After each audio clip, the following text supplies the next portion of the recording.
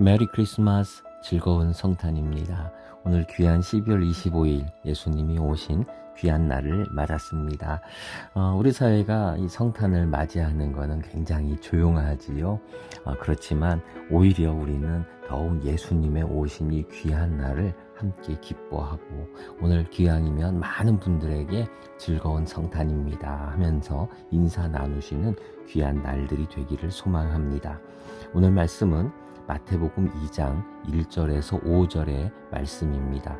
오늘은 매일 성경에 있는 본문을 다루지 않고 오늘 성탄절 말씀을 제가 나누도록 하겠습니다. 헤롯 왕 때에 예수께서 유대 베들레헴에서 나심에 동방으로부터 박사들이 예루살렘에 이르러 말하되, 유대인의 왕으로 나신 이가 어디 계시냐? 우리가 동방에서 그의 별을 보고 그에게 경배하러 왔노라 하니, 헤롯 왕과 온 예루살렘이 듣고 소동한지라. 왕이 모든 대제사장과 백성의 서기관들을 모아 그리스도가 어디서 나겠느냐 물으니 이르되 유대 베들레헴이오니. 아멘. 예수님이 오실 때 예수님을 영접한 사람들과 그리고 거절한 그런 사람들이 있었지요. 대표적으로 거절한 사람들은 대제사장, 헤롯 왕, 그리고 베들레헴에 예수님께 방문을 열지 않았던 사람들, 이런 사람들이 있고요. 또 영접한 사람들은 동방박사, 그리고 목자들, 이런 사람들이 있었습니다. 오늘은 특별히 이제 이 동방박사들에 대해서 저희가 한번 관심을 가져보려고 그래요. 자, 보시면은 동방에서 박사들이 왔습니다. 동방에서부터 박사들이 왔는데, 이제 전설에 의하면 이 사람들의 이제 이름도 있어요. 이름도 있고, 그렇지만, 사실, 이렇게, 정식 역사를 정사라 그러고, 그냥 전설 같은 이야기들을 야사라고 이제 얘기를 하지요. 근데, 야사에는 이름들도 등장하고, 그러지만, 이 정사에는 문서로 남아있는 거는 사실은 없습니다. 그런데 이 사람들이 누구냐? 정체가 도대체 뭐냐라는 건 저희가 몇 가지 추측은 가능합니다. 하나는 지금 박사라고 불렀지만 사실 이 사람들이 지금 뭐를 봤습니까? 별을 보고 다녔어요. 요즘으로 치면 천문학이지만 이 당시로는 천문학이 아니라 뭐겠습니까? 점성술에 가깝지요. 점성술에 가까워요. 하늘을 보고 점을 치는 사람들이죠. 또 특별히 이 사람들이 유대인들이 아닌 유대 밖의 사람들이에요. 그렇기 때문에 이 사람들이 유대교인도 아니었고, 또 이 사람들 당연히 크리스찬도 아닌 거죠. 이 사람들은 이방인인 거예요. 이방인. 그리고 이교도일 가능성도 많이 있는 사람들이에요. 근데 이 사람들이 하늘의 별을 보니까, 점을 봐보니 이거 왕이 나셨다라는 거를 보고서는, 특별한 왕이 나셨다 하는 걸 알고서는 이 사람들이 경배하러 오게 되었다라고 하는 거죠. 자, 요렇게만 보면 요 동방박사들이라고 하는 사람들은 이교도요, 이방인이요, 정체를 모르는 불확실한 사람들이죠.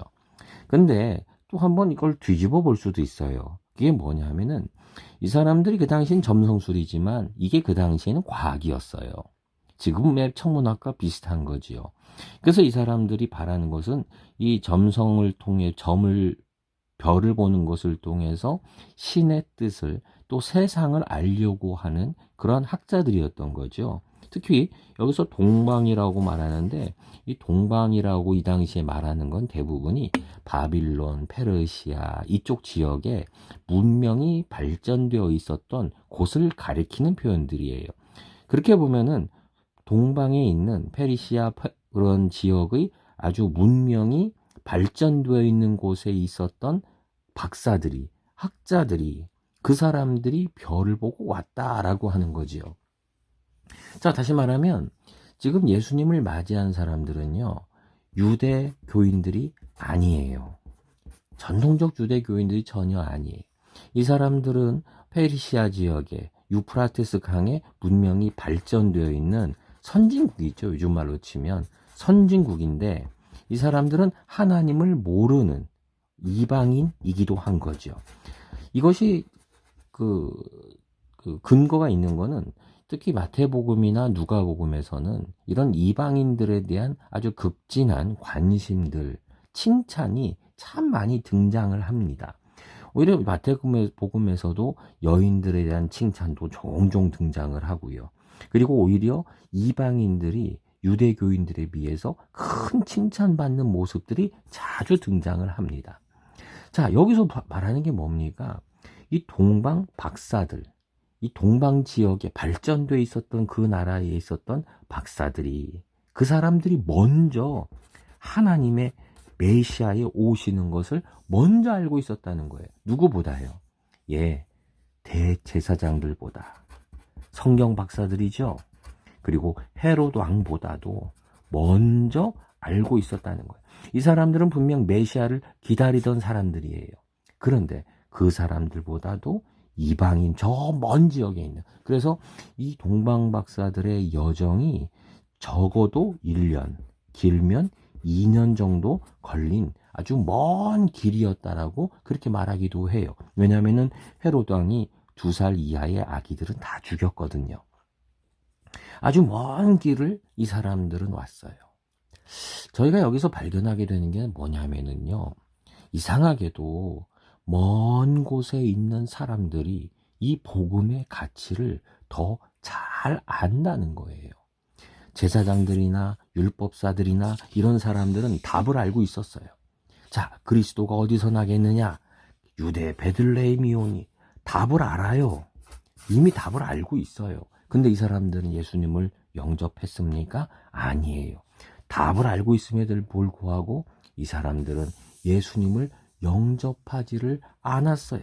경배하지를 않았어요. 오히려 예수님을, 메시아를 죽이려고 했던 사람들이죠. 그런데 먼 곳에서 온 이 사람들은 바로 예수님을 영접하러 온 사람들이었다는 거예요. 여러분, 이것은 우리에 대한 강력한 경고이기도 합니다.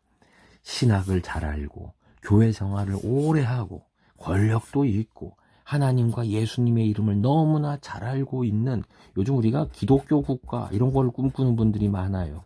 곳곳에 기독교가 세워지고 교회가 세워지고 모든 사람이 다 예수를 믿는, 군대에서도 많은 사람에게 세례를 줍니다. 왜요? 모두가 다 예수 믿기를 바라서요. 근데 그렇게 기독교 국가가 되고 많은 사람 교회가 세워지는데 오히려 예수님을 영접을 안 해요.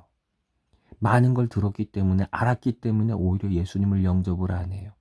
예수님이 베들레헴 그 성에 오셨어요. 태어나실 곳을 찾아요.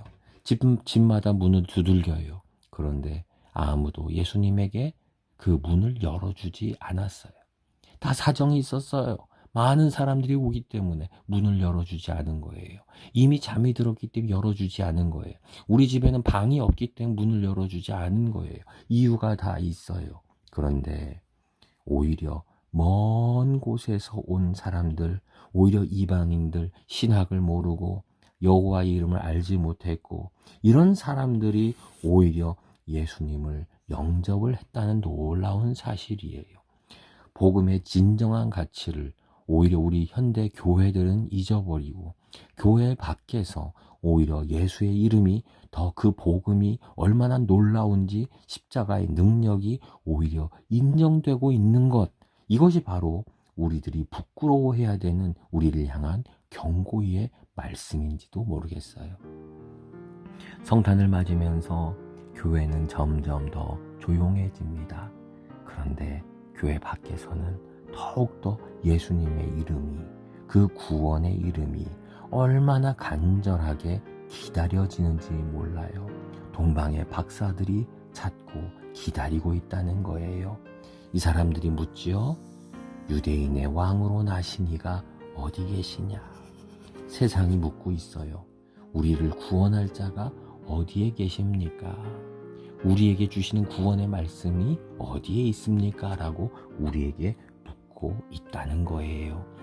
사랑하는 성도 여러분, 이 성탄에 우리에게 주신 이 경고의 말씀을 가슴에 새기고 또 모두가 목말라 하는 우리의 구원의 왕이 어디에 있습니까? 라고 말하는 구원에 목말라하는 이 시대, 우리 영혼들에게 바로 예수님이 다시 한번 태어나시는 놀라운 기적이 우리 가운데 임하게 되기를 소망합니다. 기도하겠습니다. 이 땅에 종으로 오신 우리 주님, 인간으로 오시고 가장 연약한 아기의 모습으로 우리 가운데 오신 우리 하나님을 영접합니다.